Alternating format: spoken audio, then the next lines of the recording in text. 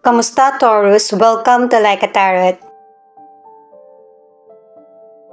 Alamin natin gamit ang mystical card kung ano ang tema ng reading natin ngayon. Siya nga pala guys, sa sobrang init na ngayon ng panahon ay magdala kayo ng tubig, lalo na kung pupunta kayo sa malayo. Asahan nyo na rin na magiging malakas yung bagyo dahil sa buhay yung mundo natin, nag-a-adjust din siya. Hindi ko siya hinuhulaan kasi kapansin-pansin naman yung pagbabago. Angels and guides, please guide us. Ano ang reading para sa mga Taurus? 5 card ang kailangan natin para sa tema ng reading natin ngayon.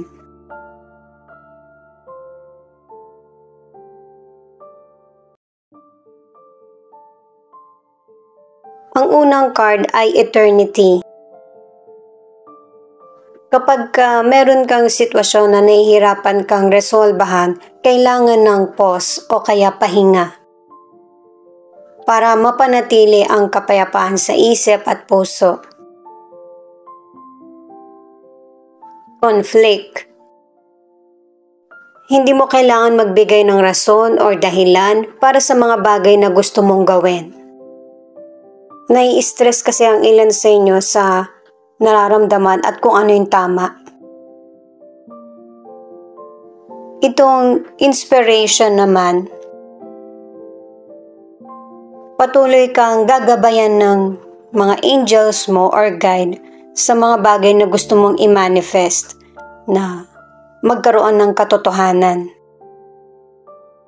At saka pagkatiwalaan mo kung ano yung kutob mo. Itong surrender naman ay manatili kang positibo. Kung gusto mo ng pagbabago, kailangan mong tanggapin at saka matutunan yung mga nangyayari sa buhay mo. Acceptance. Tanggapin mo kung ano ka at saka magpakatotoo ka sa sarili mo. Kahit gaano man kahirap yung situation, unti-unti mo itong maiintindihan at saka matatanggap. Matagal man ang proseso ng acceptance sa iyo, meron pa rin healing. Alamin naman natin kung ano ang hadlang, ano ang dapat gawin, ano ang ipapakita ng rune, at saka kung ano yung blessing na darating sa iyo. Paalala lang guys, para sa mga bagong viewers na ang reading na ito ay timeless reading at saka general reading, kaya kunin mo lang yung akma sa sitwasyon mo. At kung kailan mo napanood ang reading na ito, yun ang start ng 1 week reading para sa iyo. 5 of Swords, the Empress at 8 of Cups. Ipinapahiwatig ng mga cards na ito na merong pagbabago sa financial at career. Kahit man nagkaroon ng kalungkutan sa nakaraan, nakadalawang cards ka na para sa pagbabago at saka growth na magpapalayo sa iyo sa mga negatibong sitwasyon. Bago ito at saka makakabuti para sa buhay mo. Sa career or negosyo, dalawang cards na yung nagsasabi na may mga sitwasyon na nahihirapan ka makontrol or nagbibigay problema sa iyo sa negosyo mo or career. Kaya ang ilan sa inyo, nag-iisip ka ng mas epektibo na paraan para maging maganda yung takbo ng career mo. Matagal mo din pinakiramdaman kung nakakabuti ba sa iyo yung career mo or negosyo. Pero ang ilan sa inyo, ititigil mo na yung trabaho mo o kaya negosyo na sinimulan.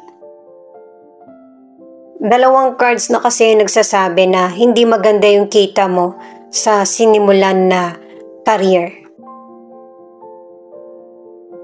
Sa mga single, nakadalawang cards ka na kailangan mo munang magpahinga. Kasi nadidisappoint ka sa mga nagiging karelasyon mo or nakikilala. Mas mabuti na may pahinga para alam mo kung ano yung problema or kailangan sa magiging relasyon. The Star at Ace of Wands. Itong dalawang cards na ito ang nagsasabi na magkakaroon ng bagong simula sa buhay mo. Na puno ng pag-asa, inspirasyon, at saka malalaman mo din kung ano ba talaga yung purpose mo sa buhay. Para makapag-start ka ng fresh ay may mga bagong oportunidad na darating. Na kailangan ng kaalaman at saka kailangan mo din gamitin yung talas ng kutob mo or pakiramdam. Sa mga nasa relationship, nagkaroon ang ilan sa inyo ng betrayal sa relasyon. Itong person na ito ay ipinakilala sa iyo. Pareho kayong attractive sa isa't isa. Pero ang naging ending ay hindi rin naging maganda ang relationship nyo. Kahit na nagtagal ito or nauwi sa kasalan. The Hangman, Nine of Pentacles at Six of Pentacles. Ito naman ang dapat mong gawin. Ang ilan sa inyo ang gusto mong mangyari sa buhay mo ay yung magkaroon ng personal fulfillment at saka yung maging successful sa material or financial. At dahil sa pagiging determinado at saka minamanifest mo yung mga bagay na gusto mong magkatotoo sa isip mo, magkakaroon ka ng financial success or swerte. At saka andun yung willingness na i-share yung blessings, milagro, at saka yung kaalaman kung paano mo ito nagawa. At saka kung noon sa financial, nagkaroon ka ng problema sa karir mo or negosyo, iba na dito sa susunod na mangyayari sa buhay mo. Nakadalawang cards ka na i-share mo yung tagumpay mo sa family mo or kapwa. At saka ang ilan sa inyo, hindi mo naman to ubusin sa kasiyahan lang. Kasi ang ilan sa inyo, may plano ka na mag-invest or palawakin yung negosyo na meron ka. At saka ang ilan sa inyo, marami kang way na para malaman mo kung ano yung kailangan mo sa buhay. At saka ang ilan sa inyo kaya nagiging doble yung blessings na dumarating sa iyo bukod sa pagiging determinado, willing ka talaga sa pagtulong mo, hindi ka naghihintay ng kapalit. Itong Page of Swords at Queen of Swords, ipinapakita rito yung development at saka growth sa sitwasyon mo. At saka marami kang kaalaman na natututunan at saka nagagamit mo din yung talino mo. Hindi ka humihinto sa pagdiskubre sa sarili mo. Alam mong meron pang magandang mangyayari sa buhay mo. At ganun din kapag may problema ka sa karir mo man, sa business, sa financial o kaya sa love life, sinisikap mo na magkaroon ng clarity sa sitwasyon at malaman yung katotohanan. Sa mga single naman, nakadalawang cards ka na merong person na magkakagusto sa'yo na hindi niya hahayaan na mapunta ka sa iba. Sobrang intense nung feelings niya para sa iyo.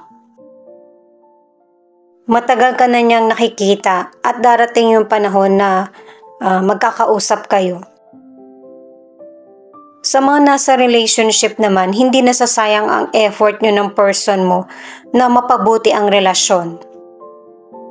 Dalawang cards na yung nagsasabi na may understanding, agreement, at saka balance yung relationship niyo ng person mo.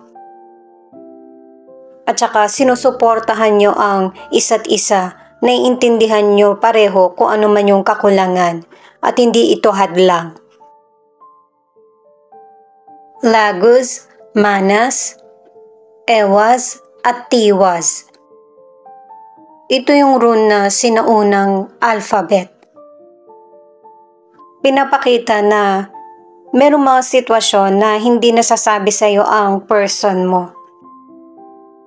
Na kailangang maging open sa isa't isa para maayos nyo kung ano man yung light na problem. At syempre para sa ilan, kailangan mong maunawaan na yung tagumpay ay hindi agad-agad dumarating. Kailangan mo munang magsakripisyo. Pangalawang word na ito. Hindi rin makakayanan na isa ka lang na nag-iisip. Kailangan may teamwork. At saka single ka man or nasa relationship, yung pagbabakasyon or pahinga ay malaking tulong sa iyo. At saka sa ilan sa inyo na may karelasyon. At saka kahit dito sa mga bato, nakalimang words ka na para sa success. Sa health, merong mga minor na problem o kaya aksidente. Ang ilan sa inyo yung sapatos mo kailangan fit sa paa mo para hindi ka agad nadadapa. At nang hindi ka masugatan or mapilayan. Ang ilan naman may problem sa kidney kaya alagaan mo yung sarili mo. Ito naman yung blessings na card, 7 of Cups, na ang ibig sabihin may mga magandang pagkakataon pa rin na darating sa iyo. Na kailangan mong busisiin, hindi pwedeng magdesisyon ka kaagad kahit na matagumpay ang buhay mo. Kailangan mo kasing mas piliin yung tingin mong pang long term. Itong The Tower ang nagbibigay ng warning sa iyo na huwag masyadong maging kampante sa mga desisyon mo. May changes at saka enlightenment na mangyayaring sitwasyon sa buhay mo. Pwede ka mag-take ng risk sa mga decision pero meron niya mga good or bad result. Itong 4 of Pentacles naman ay ang ilan sa inyo nagiging mahigpit ka sa financial dahil na rin sa merong naging malaking kabawasan sa mga naging decisions mo patungkol sa financial. Naging malaking lesson ito sa iyo at saka naging wise ka na rin sa mga decisions mo na pagkakaingatan mo na yung tagumpay na meron ka.